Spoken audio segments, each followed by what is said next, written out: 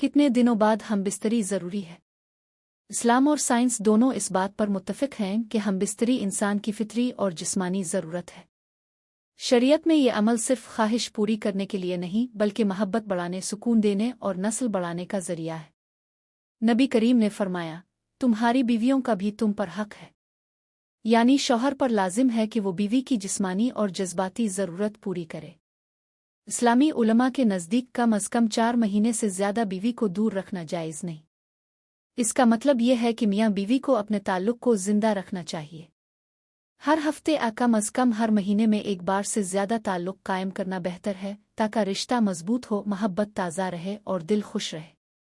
Science بھی یہی کہتی ہے کہ باقاعدگی سے ہم بستری کرنے سے ذہنی دباؤ کم ہوتا ہے، دل کے امراض کے خطرات گھٹتے ہیں، ہارمونز متوازن رہتے ہیں، نیند اچھی آتی ہے اور میاں بیوی دونوں کی صحت بہتر رہتی ہے۔